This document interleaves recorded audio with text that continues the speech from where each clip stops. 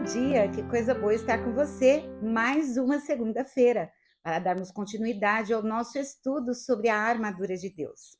E antes de começarmos, eu ia pedir para você, se você tiver como, não deixar de clicar no joinha e compartilhar com alguém que você possa compartilhar a nossa meditação, pequena meditação do livro de Efésios sobre as armaduras de Deus. E antes de nós começarmos, eu queria falar para você nos anos 90, quase 2000, nós tivemos aqui no Brasil um grande número de pessoas falando muito sobre guerra espiritual e armaduras de Deus. E nós não podemos deixar que isso seja eh, esquecido, porque está na palavra de Deus e nós, enquanto cristãos, precisamos saber e praticar a palavra do Senhor. No entanto, muitas distorções aconteceram também. Então, às vezes, muitas pessoas achavam que fazer uma oração e colocar o capacete pela fé, pegar a espada, isso poderia trazer a garantia não só da defesa espiritual quanto do ataque. E na verdade não é isso. A palavra de Deus nos diz que a nossa vida cristã é uma constância. Nós precisamos sempre estar dispostos a crescer em Deus e a melhorar nas habilidades espirituais que o Senhor nos dá, para que nós possamos ser veículo de bênção para aqueles que precisam e também para nós nos posicionarmos no lugar certo, no plano que o Senhor tem para nós, para cada um de nós. Não é verdade? Então, hoje nós vamos dar a continuidade sobre o trecho de Efésios capítulo 6. Nós já conversamos sobre o cinturão da verdade. No vídeo anterior, nós falamos que o cinto era a primeira coisa que se punha e ele tinha que ter um ajuste de acordo com o uso, porque o couro laceava. E assim na vida cristã também, nós precisamos sempre fazer os ajustes sobre aquilo que é verdade na palavra. Buscar do Senhor a fonte verdadeira, que é o próprio Jesus Cristo como nosso Senhor e Salvador. E agora, Paulo fala sobre outro adereço, outra parte da couraça, que é a couraça, né? Da parte da armadura, que é a couraça. No verso 14, ele diz assim, do capítulo 6: Estais, pois, firmes, tendo cingido os vossos lombos com a verdade e vestida a couraça da justiça. E aqui, o que seria a couraça da justiça? Na época, nós já conversamos também, na época de Paulo, Paulo teve convívio demais com os soldados. E a couraça era um peitoril que se punha em cima da parte dos órgãos vitais, coração, rim, pulmão, né? Estômago, fígado. São órgãos vitais e que precisava ter uma proteção. Essa couraça era feita por uma malha, com uma malha de aço. Eu vou mostrar aqui para vocês, não sei se vocês vão conseguir ver, se não, vocês podem procurar no Google. Eu não tenho muita tecnologia para isso, para mostrar para vocês, mas eu vou mostrar assim mesmo. Então, aqui você pode ver, né, a, a couraça, que era uma malha feita de aço, de ferro, como uma camiseta, né? E isso impedia que não só flecha, como dardos inflamados, né? Flechas inflamadas, lanças, ou até faca, ou qualquer tipo de ferramenta de metal pudesse atingir diretamente o corpo do soldado. A palavra couraça, ela vem de couro, né? E depois, em alguns momentos, um pouco antes, ou dependendo da função do soldado, a couraça era feita de couro. E logo depois foi feita de metal, pedaços de metal, então eram chapas de metal que tinham uma certa flexibilidade. O importante da couraça é que ela era feita individualmente para a pessoa, porque como era uma vestimenta e que se punha no corpo do soldado, era feito praticamente que individualmente. Eles dividiam por categoria de tamanho e haviam tamanhos específicos para cada soldado.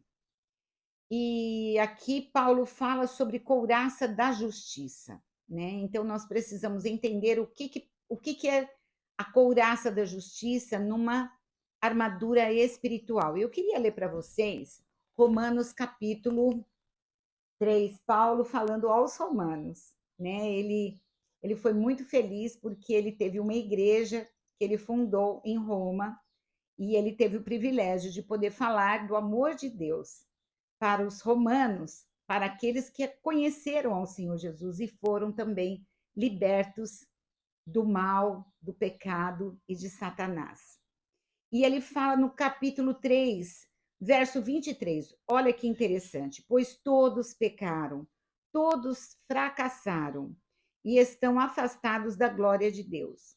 No entanto, Deus nos declara agora justificados das ofensas que lhe fizemos, através da redenção que há em Cristo Jesus, aquele que em sua graça tira os nossos pecados gratuitamente. Então ele fala sobre redenção, que a justiça ela está ligada à redenção. E o que é redenção? Redenção era a palavra redenção em grego, ela dá a ideia de compra de escravos. Havia um mercado de escravos na época de Paulo e na época de Jesus também. Quando o Império Romano assumia uma região, ele pegava e fazia aquele povo como escravo, escravo de acordo com as habilidades. Então, se a pessoa cortava cabelo, ela era vendida por causa da habilidade de cortar cabelo. Se o outro sabia mexer com ferro, era ferreiro, ou se a pessoa era um pedreiro, ou se era um cozinheiro, um copeiro, ou sabia ler e escrever em outro idioma, havia um mercado para vender as pessoas e os compradores, geralmente os romanos, eram os que compravam esses escravos. E quando o carrasco ou o leiloeiro, aquela pessoa que fazia a mediação da venda, percebia que havia interesse, um interesse financeiro muito grande naquela pessoa por causa da habilidade, ele aumentava o preço. Então, dependendo da pessoa, ele aumentava o preço de acordo com a habilidade que o escravo tinha. Isso quer dizer redenção, quando alguém comprava esse escravo por causa dessa habilidade. Então, quando Paulo fala que nós fomos redimidos, ele está dizendo que nós somos comprados e não foi por um preço barato, foi por um preço muito caro. Jesus morreu na cruz por você e por mim e custou muito caro, querido. Custou muito caro. Na verdade, nós custamos muito caro, a ponto de Jesus dar a sua própria vida por nós. Então, nós fomos comprados.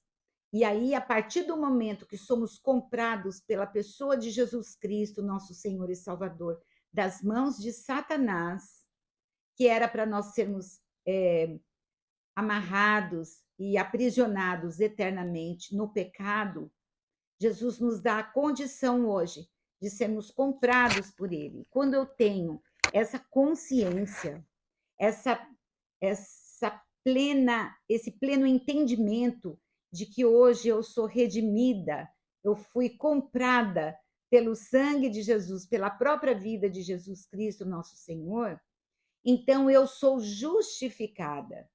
E aí eu tenho essa couraça. Que coisa linda é a palavra de Deus que nos dá, na hora da luta, a consciência de que somos perdoados e comprados por um preço muito alto.